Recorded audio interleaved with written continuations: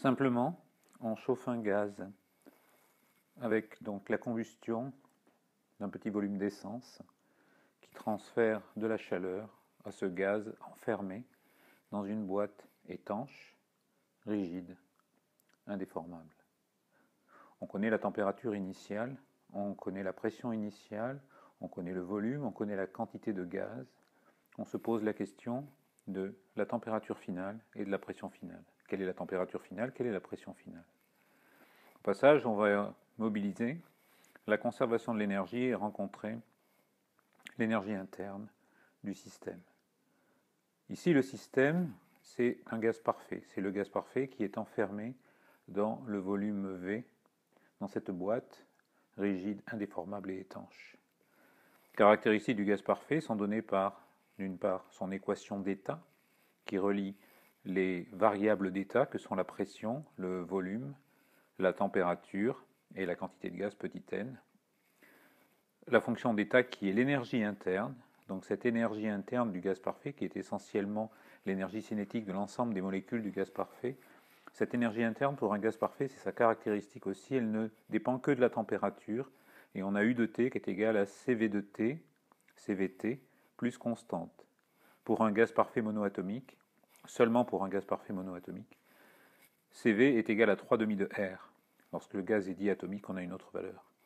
R est égal à peu près à 8,31 joules par mol par Kelvin, et donc les dimensions de CV sont aussi le joule par mol par Kelvin.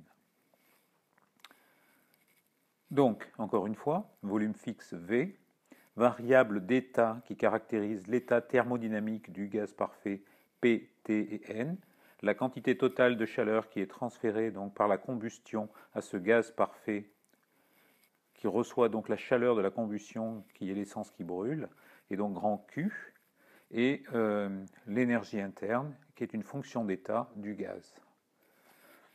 Donc le système thermodynamique est le gaz parfait dans la boîte. Ce système a des variables d'état, T, P, V et N, des fonctions d'état qui dépendent des variables d'état. La première donc que l'on rencontre, c'est l'énergie interne. Encore une fois, U de T est égal à CVT plus constante. Et U ne dépend pas de P et de V. Peut-être que j'insiste un peu beaucoup, mais enfin. Au début, donc, on a une température initiale, une pression initiale, un volume qui ne changera pas, une quantité de matière qui ne changera pas, une énergie interne, elle, qui, comme la température initiale et la pression initiale, vont changer. À la fin, on a donc une température finale, une pression finale, le même volume, la même quantité de matière et une autre énergie interne.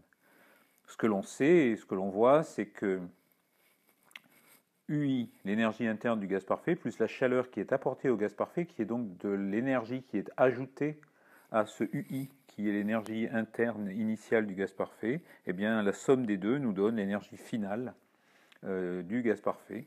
Et c'est simplement la conservation de l'énergie.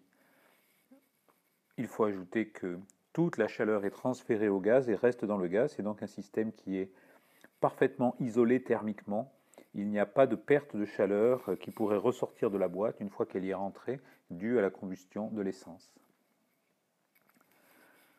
Donc si UF égale UI plus Q, alors Q est égal à UF moins UI, qui est égal donc à CV multiplié par TF moins TI, et donc la température finale, c'est la chaleur totale que l'on connaît. On connaît la quantité d'essence, on connaît la chaleur de combustion de l'essence, donc on connaît grand Q.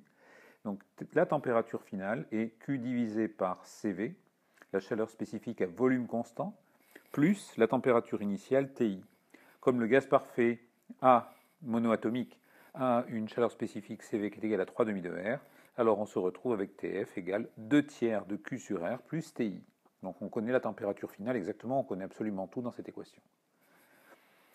Ainsi, maintenant on a PFV, le volume ne change pas, qui est égal à NRTF, PIV qui est égal à NRTI. On fait le rapport des deux, et on a donc PF sur PI, qui est égal à TF sur TI, et la pression finale, eh bien c'est la pression initiale multipliée par le rapport des températures. Et voilà, c'était à peu près tout ce qu'on voulait dire à partir de cet exercice, mais qui nous permet d'introduire ce concept extrêmement important, en particulier, qui est l'énergie interne.